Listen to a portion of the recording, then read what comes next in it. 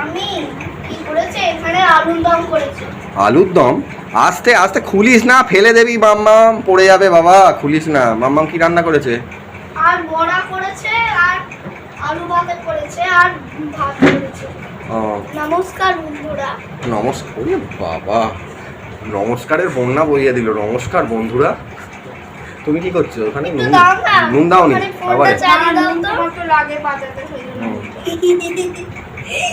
নুন তো লাগেই আমার। গায়ে এ করিস না। ঘামেতে এত গাল ভর্তি। যা তা অবস্থা ঘামেতে। আবার যাচ্ছ নাকি? আবার এসিটা যাচ্ছে চালিয়েছিস? কি না? হ্যাঁ এসিটা চালিয়েছিস? হ্যাঁ দেখো ঠিক আছে। এসি ঠান্ডা হচ্ছে না, দেওয়াল ফেওয়াল তেতে আগুন, একদম ঠান্ডা হচ্ছে না।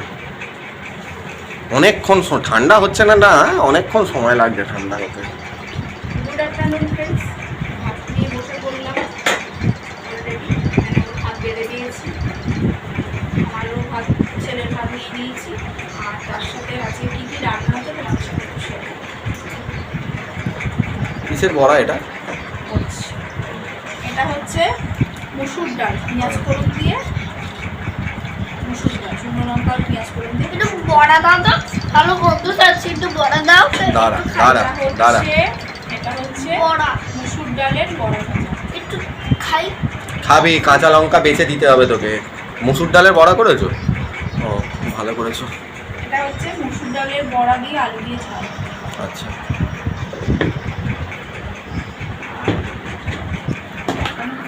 কালকে সেই ও মাছের তরকারিটা। আলু দিয়ে তরকারি ছিল, আচ্ছা চাটনিটা ফ্রিজে আছে, এখনো আনা হয়নি। তো এই হয়েছে আজকে, ও তার সাথে আলু ভাজা। ঠিক আছে। এই হয়েছে আজকে আমাদের দুপুরবেলাকার লাঞ্চ রেসিপি। আমার তো ভালোই লাগছে মুসুর ডালের বড়া। গরম হতে যাচ্ছে। এই যা, তুমি বেসনের কথাটা বললে, আমি আসার পথে দোকানে গেলাম, বেসনটা তো নেওয়া হলো না। আচ্ছা ঠিক আছে, পরে এনে দেবো। এই হয়েছে বন্ধুরা আজকে আমাদের লাঞ্চ রেসিপি। মানে তরি তরকারি ডাল সবজি কিচ্ছু ভালো লাগছে না, এবার তাই জন্য আমি ঠিক করলাম যে একটু মুসুর ডালের বড়া ভাজা করি, এটা খেতেও ভালো লাগে। আর এটা তো নিরামিষের দিনে খাওয়া যায় না, এটা আমিষের দিনেই খেতে হয়, কারণ এটা একটু পেঁয়াজ টিয়াজ দিয়ে আমি দেখি। আমরা খাই, মেনশন নেই, আমরা খাই। আমরা নিরামিষের দিনে মুসুর ডাল খাই না, এটা বক্তব্যটা বলে দাও। মুসুর ডাল খাই না নয়, এটা আমিষের দিনে করি কেন বলো তো, এতে পেঁয়াজ দিতে হয়। আমরা নিরামিষের দিনে কি মুসুর ডাল খাই? না, জেনারেলি তো খাই না। মুসুর ডাল খাইও না। আর এটা হচ্ছে আমিষের দিনে যেহেতু বড়া ভাজা করেছি, হ্যাঁ, পেঁয়াজ টিয়াজ দেওয়া থাকে, পেঁয়াজ দেওয়া থাকে, ওই জন্য আমি এটা আমিষের দিনেই করি। কারণ আমরা তো এখন একটা চোরা স্রোতের মধ্যে দিয়ে যাচ্ছি। গাছের ফল, রসুন এখন গাছের ফল, তো ন্যাচারালি যদি কেউ মনে করে যে নিরামিষের দিনেও সেটা খাওয়া যায়, হতেই পারে। আমরা খাই না, ওই জন্য বললাম আমরা খাই না, এটা মেনশন করে দাও। সেটা যে যার নিজস্ব রুচি, হ্যাঁ। কারণ আমরা তো বলতে পারি না, না কেন তোমরা খাও, না। এটা বলা উচিত না। তো এই হয়েছে আজকে। আর এই রেসিপিগুলো তোমাদের কেমন লাগলো আমাকে অবশ্যই জানাবে। আর তুমি কি বলবে বলো? না, আমার আর কিছু বলার নেই। আমার একটাই বক্তব্য বলার, বন্ধুরা গাছ বাঁচান, পারলে গাছ লাগান, গাছের যত্ন নিন, এই যে এত গরম, তবে কিন্তু ওই কুকুর রাস্তার বাঁচবে, প্রাণী বাঁচবে, আমরা বাঁচবো।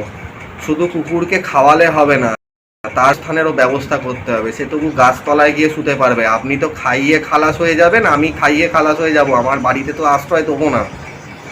সে তো গিয়ে ওই গাছতলাতে থাকবে, গাছ যদি না থাকে কাঠতলায় থাকবে। একদমই ঠিকই শুরুতে এই কথাগুলো যেগুলো বললো। আর তাছাড়া শুধু কুকুর বেড়ালের জন্য নয়, এই গাছটা হচ্ছে পরিবেশের ভারসাম্য রক্ষা। অবশ্যই। এই যে অ্যামাজনের যে রেন ফরেস্ট, এমন একটা ইয়ে ছাড়ে যে ওখানে মেঘ তৈরি করে বৃষ্টি নামায়, পুরোটাই তো বিজ্ঞান।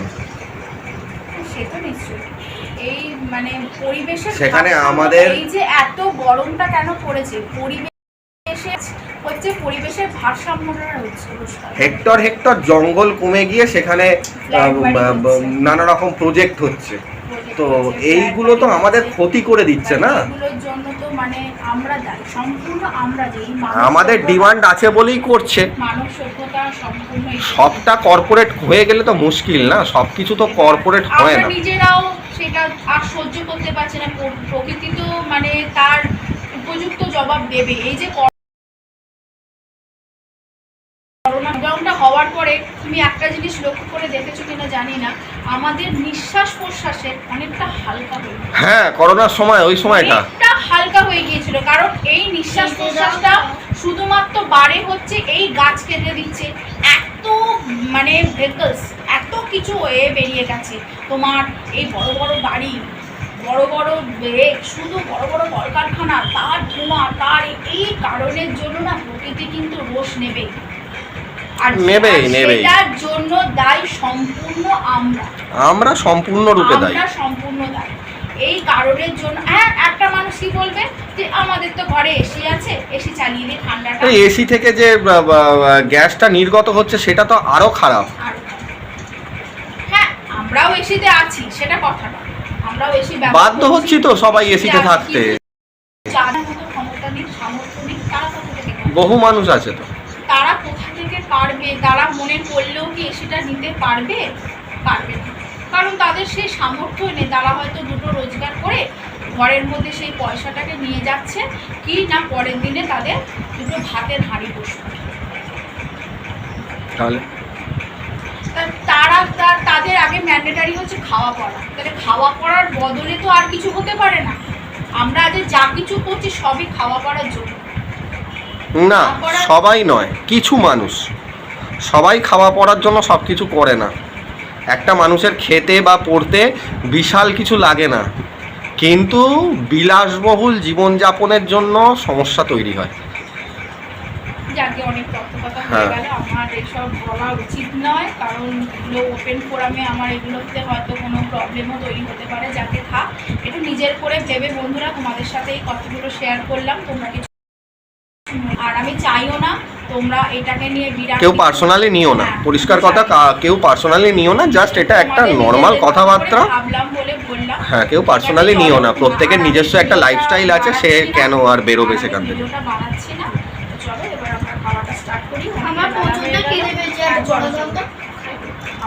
চলো, টাটা।